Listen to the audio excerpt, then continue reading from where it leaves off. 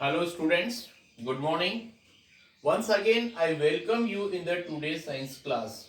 But as you know that yesterday we studied about the audible or inaudible sound. तो यहाँ पर ध्यान से देखना बेटा, वापस से थोड़ा सा शॉर्ट रिप्ले कर रहा हूं मैं.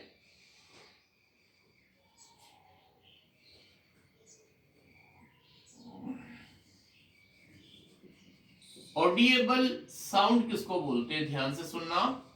ऑडिएबल साउंड वो होती है जिसकी साउंड रेंज जो होती है वो 20 हर्ट्ज से लेकर और 20,000 हर्ट्ज के बीच होती है.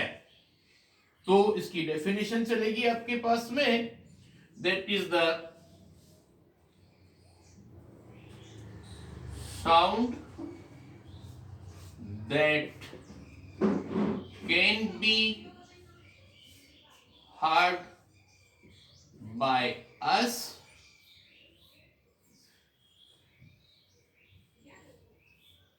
with frequency range which with the frequency range from 20 to 20,000 hertz is called audible sound. Audible sound. कितनी बात समझ में आ गई. अब इसके बाद होती है बेटा इनऑडिएबल साउंड. इनऑडिएबल साउंड क्या होती है, इसमें शॉर्ट में हम बता दें.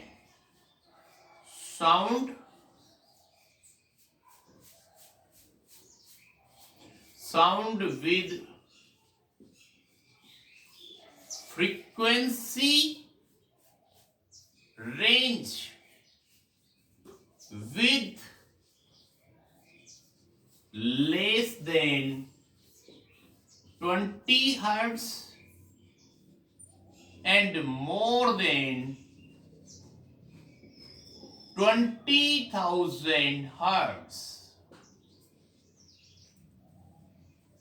is called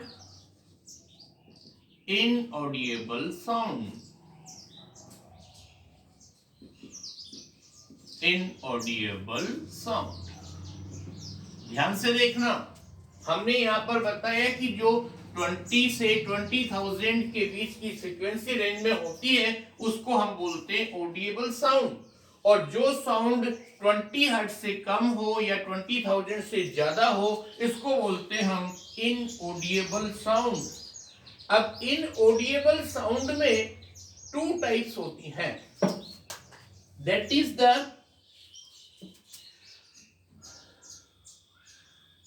sound with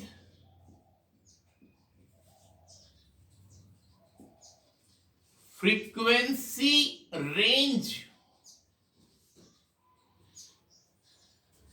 less than 20 hertz is called infrasonic or subsonic. Infrasonic और subsonic. इतनी बात समझ आ गई आपको. ये होगा आपके पास इंफ्रासोनिक और सबसोनिक. बट यहां पर हम एक और बात बता रहे हैं. Sound with frequency range more than 20,000 hertz is called ultrasonic.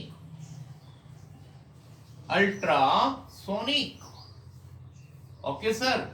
तो ध्यान से सुनना, अल्ट्रासोनिक और इंफ्रासोनिक दोनों की बात क्लियर हो गई। अल्ट्रासोनिक के बारे में बता रहे हैं, कुछ एनिमल्स होते हैं डॉग, डॉल्फिन, ये अल्ट्रासोनिक साउंड को यूज करते हैं, उनको फील कर लेते हैं। इतनी बात कल हो गई थी, लेकिन अब दूसरी बात बता रहे हैं आपको, what are the technical application of ultrasonic sound. Ultrasonic sound के यूजेस क्या क्या होते हैं, ध्यान से देखिए बेटा। फर्स्ट नंबर देखो, दैट इज द, ये कंप्लीट हो गया बेटा। इसके बाद आगे की बात बता रहे हैं हम आपको, uses of ultrasonic sound means applications. Science की लैंग्वेज में इनको एप्लीकेशन बोला जाएगा।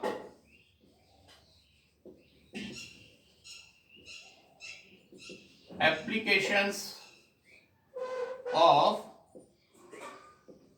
Ultrasonic sound.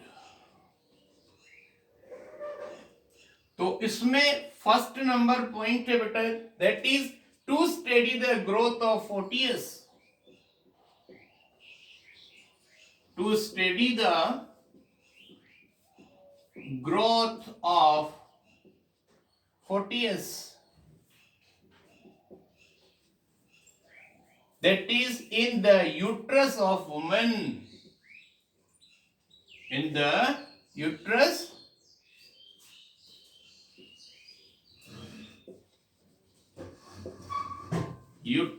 of a woman, मतलब जो बेबी है, नेक्स्ट बर्थ होने वाला है, उसका पता करने के लिए होता है। Next number 4, homogenizing milk, that is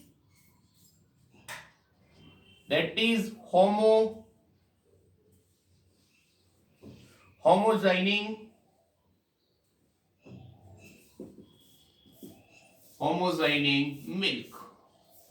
okay, next point होगा आपके पास, to detect the flow in metals. To detect the flows in metals, flows in metals and structure। इतनी बात समझ में आ गई। और नेक्स्ट नंबर होगा, that is for detecting the presence of submarine, मतलब कि अगर ओशियन या किसी वाटर बॉडीज के अंदर, इसको बोलते हैं it is used for Sonar. Most important use that is in Sonar, that is in sonar। सोनार क्या होता है देखना, SONAR, ये इसकी फुल फॉर्म है। सोनार क्या होता है हम बाद में बात करेंगे, पहले एस का मतलब होता है बेटा साउंड, ओ का मतलब होता है, सॉरी, एस और ओ का मिलाकर साउंड हो गया, और एन का मतलब हो गया नेविगेशन। ओके, और एन ए का मतलब नेविगेशन, और आर का मतलब हो जाएगा रेंजिंग। ये फुल फॉर्म होती है, साउंड, नेविगेशन, रेंजिंग, ये फुल फॉर्म होती है। और इसका यूज क्या होता है, जो भी ऊपर वाटर बॉडीज के अंदर शिप वगैरह चलते हैं उसमें सोनार लगी होती है। उसमें कोई भी सबमरीन, आइसबर्ग या कोई भी शिप वगैरह किसी जगह पर सी बेड्स में डूब जाते हैं तो उनका पता लगाने के लिए इसको काम में लिया जाता है। उसके बाद बेटा अपना नेक्स्ट टॉपिक आ रहा है, that is the noise and music. That is the noise and music. आपको पता है नॉइज कुछ अलग होता है, म्यूजिक अलग होता है। यहां पर कुछ बात बता रहा बेटा, हम डिफरेंट टाइप ऑफ साउंड सुनते हैं, उसमें से कुछ तो अपने ईयर को अच्छी लगती है, कुछ नहीं लगती है। Sound which are pleasing to the ear are called music, मतलब जो साउंड अपने ह्यूमन ईयर को अच्छी लगती है उनको हम म्यूजिक बोलते हैं, और जो अच्छी नहीं लगती है उसको नॉइज बोलते हैं। तो ध्यान से सुनना, म्यूजिकल साउंड जो होती है ना, वो एक रेगुलर वाइब्रेशन उसमें प्रोड्यूस होता है और वो चीज सुनने में आपको अच्छी लगती है। लेकिन नॉइज जो होता है वो इरेगुलर वाइब्रेशन से डेवलप होता है।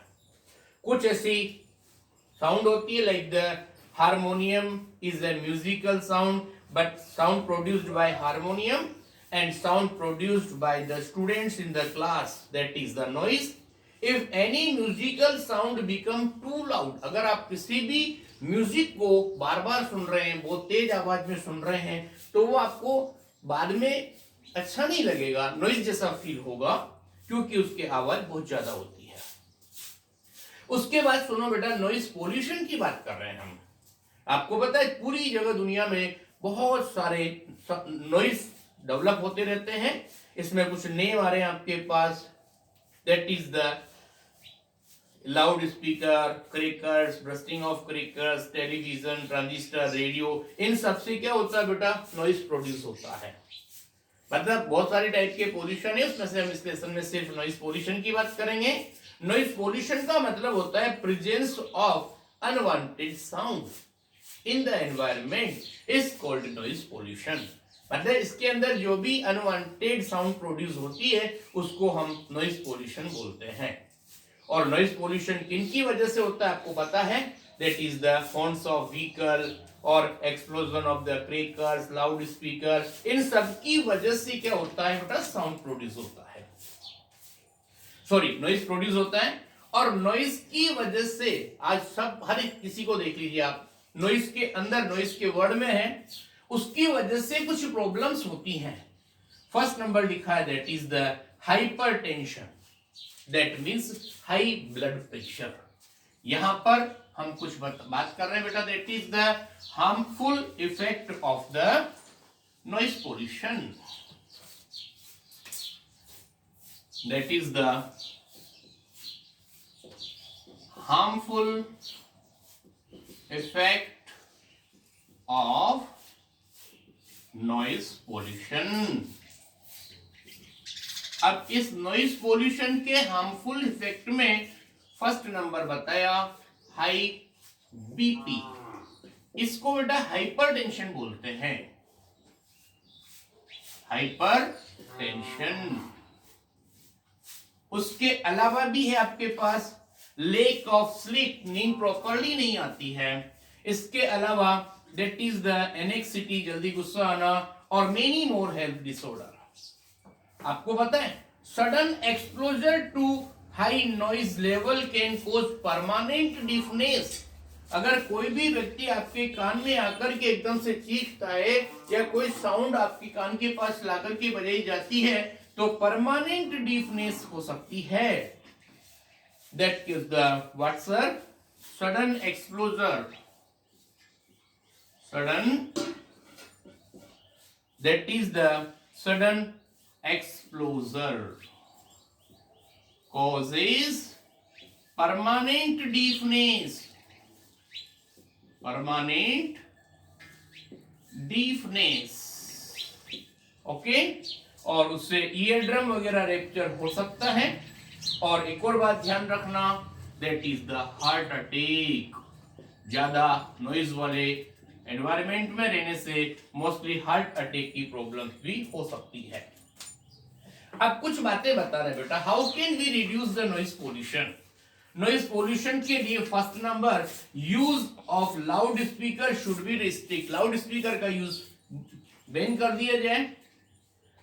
Setting up of noise producing industries away from residential area, जो भी बड़ी बड़ी इंडस्ट्रीज वगैरह होती हैं उनको पॉपुलेटेड एरिया से दूर सेटअप किया जाए ताकि वहां पर रहने वाले लोगों को कोई ट्रबल नहीं हो। और नॉइज पोल्यूशन को रिड्यूस करने के लिए साइलेंसर का नाम सुना है आपने, अपने जो भी 2 व्हीलर 4 व्हीलर होते हैं उसमें साइलेंसर होते हैं, वो बेटा साउंड को कम करते हैं, साइलेंस रखते हैं, इसलिए उसका नाम साइलेंसर रखा गया। तो जितने भी बड़े बड़े एयरक्राफ्ट इंजन होते हैं, ट्रांसपोर्ट व्हीकल्स होते हैं, इंडस्ट्रियल मशीन्स होती हैं, उन सब में साइलेंसर का अरेंजमेंट होना चाहिए। नेक्स्ट नंबर होगा, automobile horns should be minimised, ज्यादा कम से कम हॉर्न्स को यूज किया जाए। यूजिंग साउंड एब्जॉर्बिंग मटेरियल्स, अपन अपने हाउसेस के अंदर जो कर्टेन वगैरह लगाते हैं, कोई क्वेश्चंस वगैरह लगाते हैं, या यूं मान लीजिए कि रोड साइड पर या कहीं भी ट्रीज वगैरह प्लांटिंग करते हैं, तो वो भी क्या करते हैं बेटा, नॉइज पोल्यूशन को रिड्यूस करते हैं। और एक इंपॉर्टेंट बात है, आपका म्यूजिक सिस्टम वगैरह जो होता है उसको भी आप बहुत लाउडली यूज नहीं करें, जितना जरूरत है उस हिसाब से आप खुद सुने, दूसरों को नहीं सुनाएं। दूसरी बात, increasing public awareness of noise by providing factual information of the effect of the noise, providing that is the noise with a view of influencing behavior to avoid the noise generation. All these measures are reduce the harmful effect of noise pollution. तो कहने का मतलब है जितने भी हमने 5-6 point बताए, इनसे अपन क्या कर सकते हैं बेटा, साउंड को मतलब नॉइज पोल्यूशन को कंट्रोल कर सकते हैं। इसके अलावा ये साइंस बिट्स वगैरह दी हुई है, प्लीज स्टडी योरसेल्फ। अगर कोई प्रॉब्लम है please contact to us. Okay, thank you very much.